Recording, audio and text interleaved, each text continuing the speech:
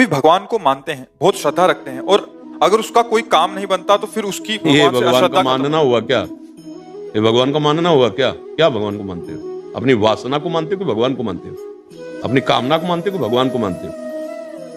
यही तो समस्या है अज्ञान की। ये अज्ञान की समस्या है। खेती में बोया बमूल है और हे भगवान कलमी आम आ जाए, लंगड़ा आम आ जाए, नहीं आया कांटे आए, भगवान नहीं है, भगवान को नहीं मानते। तुम देखा नहीं बोया क्या है? कोई भी हो, आज तुम पैदा हुए हो, अनंत जन्मों का हिसाब तुम्हारा रखा हुआ है, तो तुम्हारे अवश्य में भोक्तव्यम कृतम कर्म शुभाशुभम। क्या तुम भगवत समर्पित हो गए? क्या तुम्हारा अखंड चिंतन चल रहा है? क्या तुम भगवान में तन्मय हो? फिर बात करके देखो। आरती पूजा कर दी, 4 अगरबत्ती लगा दी, शुभ कर्म बन गया, उससे वो भयानक कर्म थोड़ी मिटने वाले हैं। हाँ, तो काम नहीं बना तो अश्रद्धा हो जाती है। माना ही नहीं भगवान को। माँ कोई श्रद्धा का विषय है, पिता कोई श्रद्धा का विषय है। साधारण संबंधों में देख लीजिए, बोले वो तो ऐसा खाता, तो भाई पिता तो पिता है, मुझे पिता ही कहेंगे। साधारण संबंधों में असाधारण शुद्ध सच्चिदानंद भगवान को हम मान रहे हैं, हमारे कार्य में जो पूर्णता होनी चाहिए वो नहीं हुई, तो भगवान स्वयं कह रहे हैं सुख दुख के समय कृत्वा लाभा लाभो जया जयो। तुम मेरा पार्षद अर्जुन, सुख दुख में समान भाव रख, लाभ हानि में समान भाव रख, जय पराजय में समान भाव रख, मेरा स्मरण करते अपने कर्तव्य को कर, तब मानेंगे तुम्हें भगवान के तुम जन हो। कामना पूर्ति के लिए मंदिर चले गए, कामना पूर्ति के लिए 2-4 अगरबत्ती लगा दी, कामना पूर्ति के लिए थोड़ा सा भेंट समर्पित कर दिया महालक्ष्मी पति को, उससे काम बनने वाला है क्या? और अगर आप भगवान को अपना मान करके चुल्लू भर जल दे दे तो बिक जाएंगे वो। पत्रम पुष्पम फलम तोयम ये में भक्ता प्रेक्षति। कामना की पूर्ति के लिए अनुष्ठान करना होता है, अनुष्ठान है नहीं, कामना पूर्ति कैसे करोगे? आप भगवान के समर्पित हो जाओ। अब जो ही प्यारो करे सोई मोहि भावे। दूसरी बात हो गई, 100 रुपया कमाओगे, मेहनत करोगे, तब तुम्हें पता चलेगा 100 रुपया कैसे आते हैं। और वही अरबपति आदमी आपको गोदनामा ले ले तो कोई मेहनत नहीं करनी पड़ी, पूरे अरबों रुपया आपके होते। ये है शरणागति। तुम्हारी श्रद्धा से भगवान में क्या फर्क पड़ता है? तुम कहो भगवान नहीं है, भगवान है, उनको क्या फर्क पड़ता है? वो तो है ही, तुम्हारे में फर्क पड़ जाएगा। वो है, रो, उनको पुकारो, उनका आश्रय ले लो, वो बचा लेंगे। नहीं ऐसे प्रवाह में बहते चले जा रहे हो। कामनाओं की पूर्ति होना क्या भगवान को मानना है? यही महाराज आजकल बहुतों का प्रश्न है। यही अज्ञान की धरा करते मनमानी आचरण, समझ में आ रहा है? पापाचरण, और चाहते हैं परम पदवी, चाहते हैं सुख और करते हैं पापाचरण। देख अपने हृदय को शांत करके, यहां बैठे या बाहर कहीं सुन रहे हो, जब जिसके कान में पड़े अपने हृदय में थर्मामीटर सत्य का लगा करके देख तेरे कैसे आचरण है। अगर उनका खुला हो जाए हिसाब किताब तो तुम भी मानोगे कि हाँ पक्का यही होना चाहिए। अगर दूसरा कोई जरा सा गलती करता है, हमारे अंदर क्षमा नहीं आती और हमने हजारों गलतियां अपनी दबा दी, हजारों गलतियां ऐसी पड़ी हैं जिनका दंड मिलेगा, वो कर्म किसी को बख्शने वाला नहीं। और जब वो दंड देने को उतरता है बोले कहां है भगवान? उस समय नहीं देखा था कि भगवान देख रहा है। जब पापाचरण कर रहे थे, जब अशुद्ध आचरण कर रहे थे, ये जन्म जन्मांतरों की बात कह रहा हूं। अब होश में हो जा। हिसाब किताब जो आ चुका है, इस जीवन में जो दुख सुख आने वाला है उसे सहजा, नाम जप कर, अच्छे आचरण कर, पाप आचरणों का त्याग कर दे, तो अंतिम तक तुम्हें वो पदवी प्राप्त हो जाएगी जहां ना दुख है न सुख है, एक महान परमानंद है। आनंद ही आनंद है, ना जन्मना है न मरना है, ना किसी तरह का कोई चिंता है, न शोक है, न भय। उसके लिए भजन करना, इसके लिए थोड़ी भजन करना। इसको तो नष्ट ही होना, आज नहीं तो कल नष्ट हो जाएगा, बचा पाओगे क्या? तो बस जो भजन कर रहे हैं, जो सत्य मार्ग में चल रहे हैं, वो सहन करते हुए सच्चिदानंद की प्राप्ति के लिए कर रहे हैं। कहां भगवान से अपनापन है? अपनापन तो शरीर से है, अपनापन भोगों से है। भोग मिले, शरीर स्वस्थ है, हमारी कामना पूर्ति हुई तो बहुत जय हनुमान जी की, जय राम जी की, जय कृष्ण जी की, जय किशोरी जी की। और अगर कामना पूर्ति नहीं हुई, कर्म के परिणाम से दुख आया है, तो कहां भगवान गया? ये आचरण हो रहे तो दुर्गति होगी। निकलते आस्था है, आस्तिकता है तो बचा लेगी, अगर नास्तिकता है तो वो तुमको और भ्रष्ट करती चली जाएगी और परिणाम तो भोगना ही पड़ेगा। ये मृत्यु लोक कर्म भूमि है, पूरी संपूर्ण कर्म भूमि। जैसे खेत में जो बोओगे वही काटना पड़ेगा।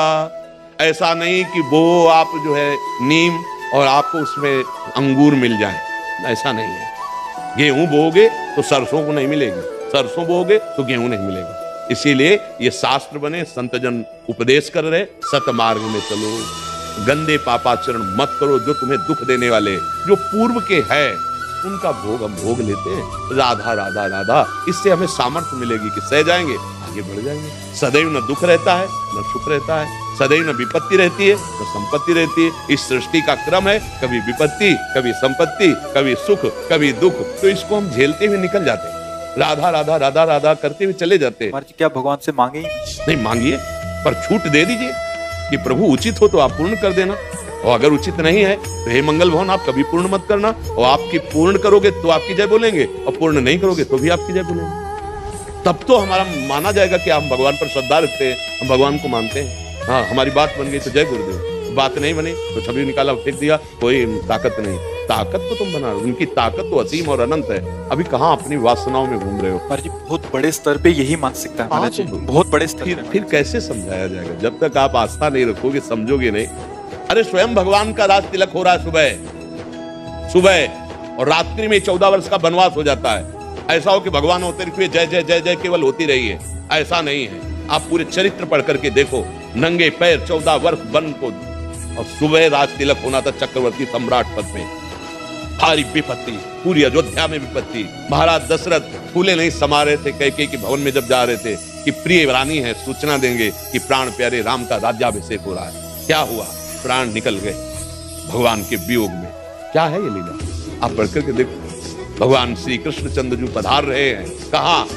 उन माता पिता के पास जो कंस कारागार में बहुत ही दुर्दांत दैत्य स्वभाव वाले पहरेदार जहां हैं। क्या लीला है? क्या लीला है? इसका नाम मृत्यु लोक है। यहाँ दुख और सुख दोनों भगवान अवतरित होकर के दिखा रहे हैं। तो तुम तो जीव हो, तुम्हें तो भोगना ही पड़ेगा। वो तो कर्म फल थोड़ी भोग रहे हैं, वो तो लीला करके दिखा रहे हैं। तो हमको तो भोगना ही है। हाँ, नाम जप से, शास्त्र ज्ञान से हम उस कर्म को आराम से भोग लेते हैं। जैसे भयानक कष्ट वाला किसी कर्म का फल है, राधा राधा राधा सहते हुए हम अश्रद्धा थोड़ी। हर कष्ट दो लेकिन आपकी जय बोलेंगे क्योंकि आपने प्यार किया है। यहाँ कहां प्यार भगवान से? कहां प्यार? यहाँ कोई किसी से प्यार कर रहा है? प्यार का मतलब होता है अपने प्यारे को सजाना, प्यारे के सुख को देखना, अपने भारी से भारी दुख को प्यारे के सामने न रखना। क्योंकि हमें पता है, हे दिलवर, जब दिल ही आपको दे दिया तो आप क्या दिल की बातें कहें। आप देखो, पर एक बात सबसे प्रार्थना है, आस्तिकता मत हटाइएगा। अगर आस्तिकता हटा दी तो पूरा बिल्डिंग गिर जाएगी, ढह जाएगी, जन्म जन्मांतर भटकना पड़ेगा। भगवान बड़े कृपालु हैं। वो गाली देने वाले को परम पद देने वाले हैं।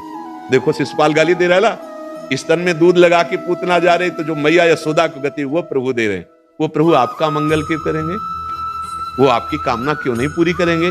जरूर कोई विधान है उनका, मंगल विधान है, जरूर मंगल विधान। विश्वास मान लीजिए, उनका मंगल विधान मंगल भवन है, वो अमंगल कर ही नहीं सकते। जैसे सूर्य को कहा जाए कि सूर्य की ताकत हो तो अंधेरा करके दिखाए, तो सूर्य में ताकत नहीं, क्योंकि जहां सूर्य रहेगा अंधेरा रहेगा ही नहीं। ऐसे भगवान का नाम मंगल भवन है। जहां भगवान का नाम है, भगवान का आश्रय, अमंगल हो ही नहीं सकता। आप मृत्यु को भी अमंगल समझते हैं। हम कई बार एक प्रसंग सुनाते हैं। एक प्रताप राय जी नाम के बड़े महाभागवत थे।